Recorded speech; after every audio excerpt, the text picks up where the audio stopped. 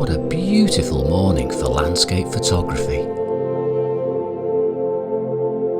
Well, yeah, it was an absolutely beautiful morning for photography, but sadly it was Friday morning and I had to go to work. Today's Saturday, I'm not at work, and the weather, well, what can I say about the weather?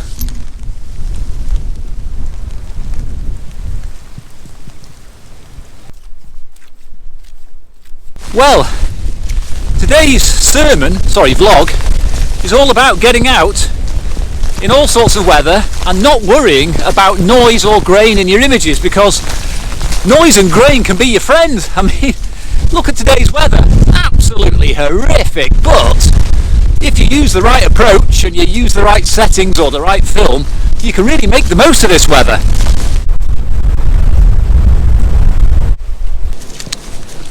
Now, out the wind for a second or two.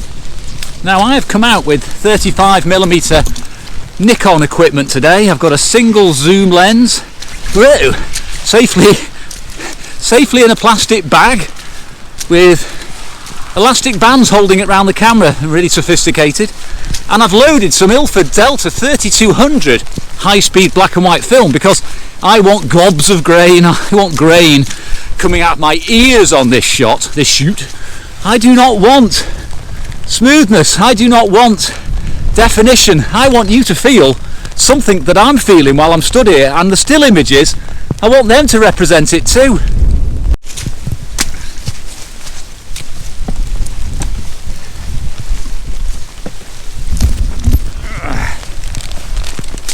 Oh, what a hero. This is the first spot. Shot this before in much nicer weather, but you know, I'm actually loving the look of it. Hang on, here, you can't see it. Just look at that. That tree is fantastic, the curve of the wall, and I've also got this this line of a fence going in, so yeah, I'm going to have a go at shooting this.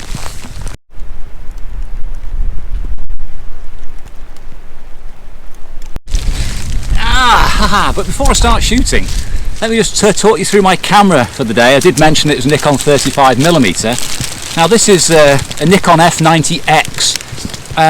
Early 90s camera, preceded the Nikon F100, the famous Nikon F100. Vastly cheaper, a little bit less capable, but vastly cheaper.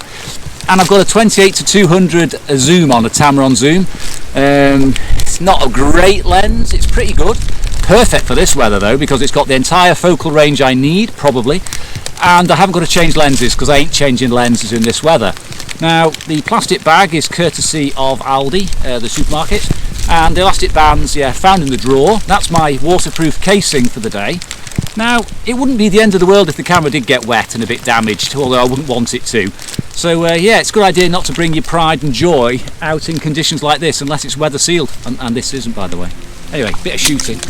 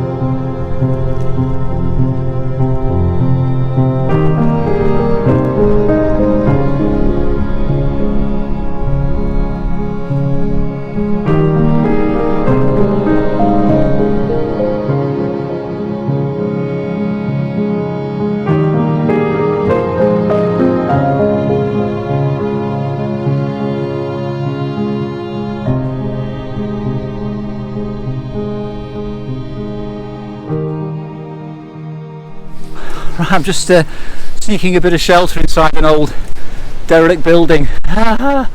Yeah, I've shot quite a few images off my roll of film now. Just to go back to my point about the use of fast films or high ISOs, I personally haven't got a problem in making use of these facilities, I'd call them. It's not a bad thing to ramp up your ISO if the conditions merit it. I mean, I'm getting like about 80th of a second at f5.6, even at 1600 speed. So A, I need it, and B, it is going to add atmosphere. There's water on the lens, there's water on everything, and I've run out of tissues to wipe it off with, so I've got to make the most of it. But if anything, I think that'll accentuate it. So I'm going to press on, I'm going to finish this roll of film and brave the wind on the way back, because they are into my face, which is going to make it very tricky.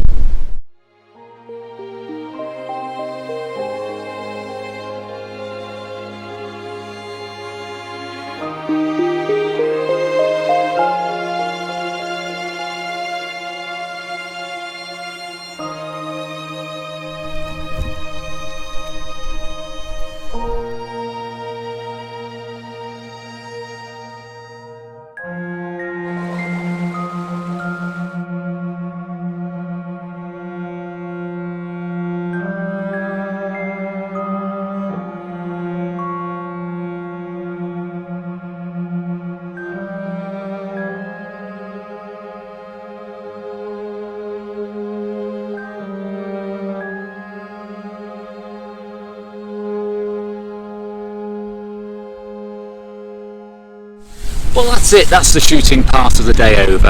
You'll have seen some of the images, and I think it's worthwhile probably going back, having a closer look at some of them in Lightroom, and probably make a print as well.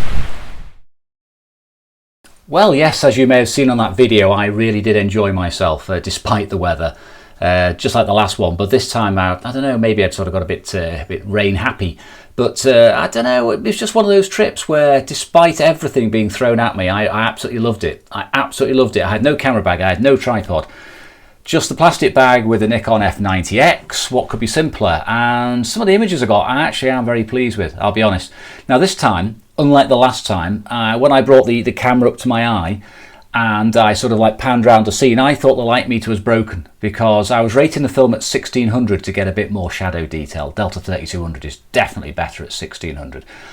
And I was shocked at the shutter speeds. I was getting like an 80th of a second, 1/25th of a second at f5.6. My eye said it was brighter, but you know, the weather was very, very dull and the camera doesn't lie. The meter in the Nikon F90 is spot on.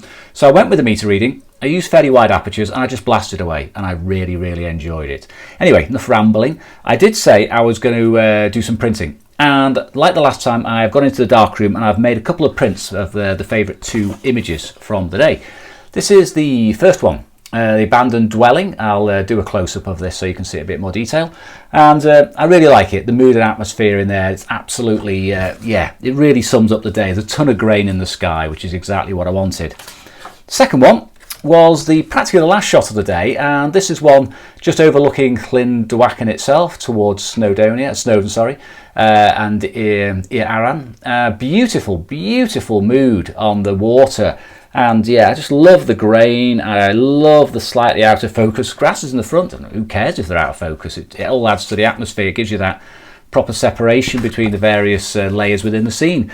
So let's have a look at how they compare to the images I showed you in the video, which were scans. Let's put them side by side, have a quick look and see what you think.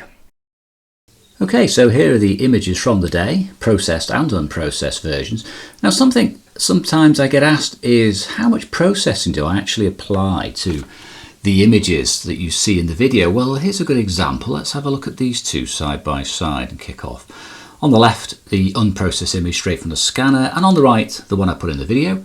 Now you can see obviously that I have accentuated the line of the wall, I've lifted the shadows in the foreground, I've also brought the sky down a little bit, and I've applied a tone, but not massively different. It's probably about 5 minutes work in there, so pretty much straightforward, not very difficult level of processing, because I'm not very good at processing. Another one here, a little bit more work on this one, as you can see, probably took about 6 minutes. On the left, this is the rather flat scan, a bit lifeless. What I've done here is I have highlighted the grasses which lead you into the tree. Just pick them out a bit. There's already a bit of a little bit of light touch in them, but not enough to really accentuate them. And also brought down the sky a little bit around the tree, makes it a bit more moody. It sort of brings your eye into the scene. And now let's go to something a bit more interesting, I think, which is a comparison of the darkroom prints with the video prints. Now, let's put these two side by side. On the left, the darkroom print, Foamatone, and on the right, the scan. Now you'll see straight away there's a massive difference in tone. I have applied a bit of a warmer tone to the scanned image, which looks a bit more moody, a bit darker. And the image on the left is the darkroom print, which is a little bit more open, a bit lighter. Now I will say here, it's impossible to actually get these things to look the same as I actually have the print in front of me. It's just not possible at all. So I've done a reasonable job at it, I hope, in showing what they really look like. Now this is actually a different negative on the left of the one on the right. As you can see by the grasses, it was just a little bit easier to print, and there was a small mark on this negative over here, so I didn't want to put that in the darkroom because it's not easy to fix. Let's have a little close-up look at some of the hills in the distance. You can see here that the grain is considerably more coarse on the scan compared to the darkroom print. Now that isn't a surprise. The darkroom enlarger is a diffuser enlarger. The light is diffused. Whereas on the right, the scans typically produce very sharp, very harsh images. But in this case, I will say I do like the effect that the darkroom print has. I think it is a bit more natural. It is a bit less in your face. Now, it also would make a very, very nice enlargement. The grain is played down compared to a scanned print. People have said it many times. I think the darkroom is probably the best place for black and white printing to be done. Now let's look at the second image, the one of the abandoned dwelling, and compare those side by side in the same manner. It's that one there. Okay. There we go. Righto. So we have the darkroom print on the left, again, different tone to the one on the right. Now the one on the right is contrastier. It has a brighter area in the sky. It also has deeper shadows, inky shadows. Now I've lifted it a bit more in the darkroom version, which I actually prefer. Now the reason is the darkroom version was made about 2 weeks after I'd scanned and made the digital image, and I thought at that point, yeah, it's a little bit coarse and dark, the digital image, so I've printed it lighter. It opens the shadows up a bit more. You can see a bit more of the dwelling of this sort of gable end here, and I do prefer that. And again, quite obvious, I hope, even for the video. Look at the grain in the sky there, and it's not as pretty as the much more subtle grain in the sky over here, although I do like this higher contrast. I would like to get a bit more contrast in here next time in this sky. Something else you might notice is around the border of the paper here is the actual texture. You can see the texture of the paper coming through. Now this staining isn't actually there, that's just an artifact from the scanning. It's actually a very clean looking print and border. Last thing I want to just show you quickly was the stitch panoramic. Now the stitch panoramic is actually, I know I said it was 3 in the video, but it's actually 4. But I did then crop it down because it was far too wide. So I took the edges off each. And I think it's stitched pretty well actually. It's gone together very well. There's plenty of detail in there. I don't really think you can see the joins, or I hope you can't see the joins.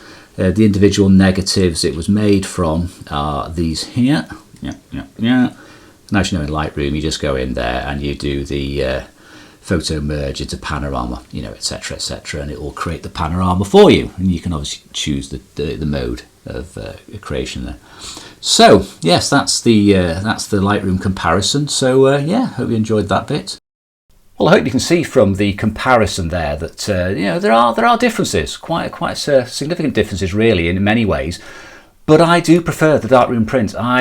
As I said in the previous video, I prefer the darkroom print because for me, there's more effort gone into it. It's more personal. They are one-offs each time you do a darkroom print. You may get very, very, very close to replicating the results, but it will be subtly different. The chemicals will change. Your movements of the board when you're doing the dodging and burning will change, etc., etc. So for me, the darkroom print is my favourite. I also love that paper. I love the texture.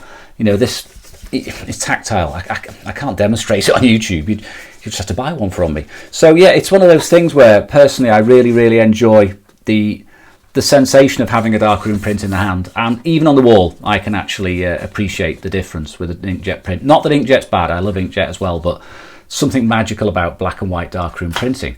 So again, hope you enjoyed the video.